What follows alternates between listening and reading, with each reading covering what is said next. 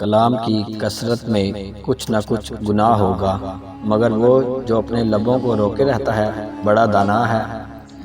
ملائم جواب غصہ کو کھو دیتا ہے، مگر کرخت باتیں غضب انگیز ہیں۔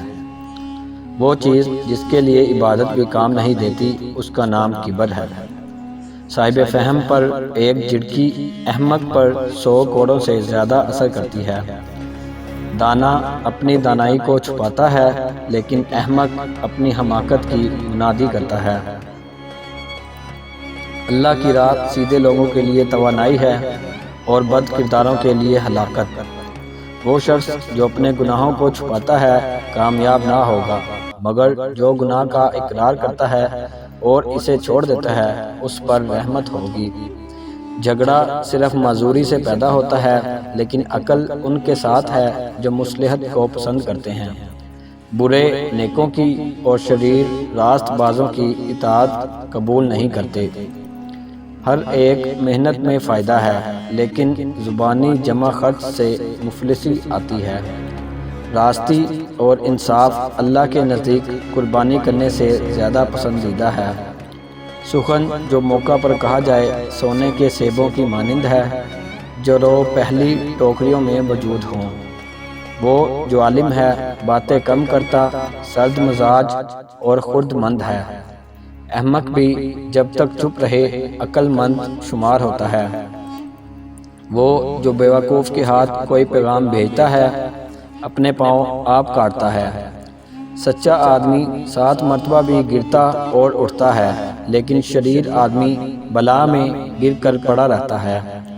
وہ شخص جو غریبوں پر ظلم کرتا ہے اپنے خالق کی حقارت کرتا ہے، اور جو مفلسوں پر رحم کرتا ہے اس کی عزت کرتا ہے۔ نیکی قوم کو اعلیٰ بنا دیتی ہے، لیکن گناہ بے عزت کرتا ہے۔ گھر اور مال وہ میراث ہے جو باپ سے حاصل ہوتی ہے، لیکن دانش مند بیوی نعمت خداوندی ہے۔ اللہ تعالیٰ کا خوف عقل کی انتہا ہے۔ اللہ تعالیٰ کے خوف سے عمر میں اضافہ ہوتا ہے اور شرپسند کی عمر کم ہو جاتی ہے۔ اللہ تعالیٰ ان چیزوں سے کینہ رکھتا ہے: اونچی آنکھیں، جھوٹی زبان، وہ دل جو بڑے منصوبے بنائے، وہ گواہ جو جھوٹ بولے، وہ شخص جو بھائیوں کے درمیان جھگڑا پیدا کرے، وہ پاؤں جو جلدی برائی کی طرف دوڑے، اور وہ ہاتھ جو بے گناہ کو نقصان پہنچائے۔ بیوقوف کو اس کی حماقت کی مانند جواب مت دے، ایسا نہ ہو کہ تو بھی اس کی مانند ہو جائے۔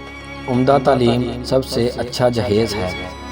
کسی شخص کی بہترین مالیت یہ ہو سکتی ہے کہ وہ پورے طور پر تعلیم یافتہ ہو۔ تعلیم بہترین خیرات ہے۔ شریر کی بدکاریاں اس کو پکڑ لیں گی اور وہ اپنے ہی گناہ کی رسیوں میں جکڑا جائے گا۔ جھگڑے کو بیشتر اس کے کہ تیز ہو جائے چھوڑ دو۔ وہ جس کے دل میں برائی ہے بھلائی نہ پائے گا، اور جس کی زبان میں نکتہ چینی ہے آفت میں گرے گا۔ وہ جو مسکین پر ہنستا ہے گویا اس کے بنانے والے کی حقارت کرتا ہے۔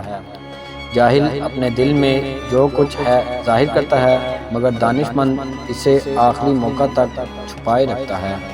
ہر شخص سچا دوست تلاش کرتا ہے، لیکن خود سچا بننے کی زحمت گوارا نہیں کرتا۔ ایک مخلص اور دانا دوست پھلدار درخت کی مانند ہوتا ہے۔ اگر اس کے نیچے بیٹھو گے تو سایہ دے گا، اور اگر اوپر چڑھ گئے تو پھل پاؤ گے۔ اگر تو کسی کے ساتھ رشتہ دوستی قائم کرنا چاہے تو بایں خیال کہ وقت مصیبت وہ تیرے کام آئے، تو پہلے اس کو غصہ میں لا کر آزما۔ اگر بحالت غضب اس کو مصنف پائے تو اس کی دوستی پر مائل ہو، وگرنہ بچا رہ۔ سچا دوست جان دوم ہے اور چشم سوم۔ جس طرح دشمن احسان کے ساتھ دوست ہو جاتے ہیں، اسی طرح سے دوست جور و جفا سے دشمن بن جاتے ہیں۔ نیکی کر اور مخلوق کو طریقہ نیکی سکھلا، اور بدی سے دور رہ، اور خلق کو بھی بدی سے دور رکھنے کی کوشش کر۔ بری اور شریر عورتوں سے خدا تعالیٰ کی پناہ میں رہ، اور نیک عورتوں سے بھی پرہیز رکھ کہ ان کی طرف ملان کا نتیجہ شر ہی شر ہے۔ جس بات کا تو علم نہیں رکھتا منہ سے مت کر، اور جو جانتا ہے مستحق کو بتانے میں دریغ نہ کر۔ اگر بات کرنا چاندی ہے تو چپ رہنا سونا ہے۔ غصے میں ہاتھ کی اور دسترخوان پر پیٹ کی حفاظت کرو۔ اگر تو کوئی کام کسی کے سپرد کرے تو دانا کے سپرد کر۔ اگر دانا میسر نہ ہو تو خود کر، ورنہ ترک کر دے۔ لوہے کا کلہاڑا لکڑی کے جنگل سے ایک چھلکا تک نہیں اتار سکتا جب تک خود اس کے ساتھ لکڑی کا دستہ شامل نہ ہو۔ وہ بات جو تو دشمن سے پوشیدہ رکھے دوست سے بھی پوشیدہ رکھ، ممکن ہے یہ بھی کسی دن دشمن بن جائے۔ اپنے دل پر بھروسہ کر، کسی سے محبت یا نفرت کرنے کے معاملے میں محتاط رہ۔ مصائب سے نہ گھبراؤ، ستارے ہمیشہ تاریکی میں چمکتے ہیں۔ جب خلقت کے پاس جاؤ تو اپنی زبان کی حفاظت کرو۔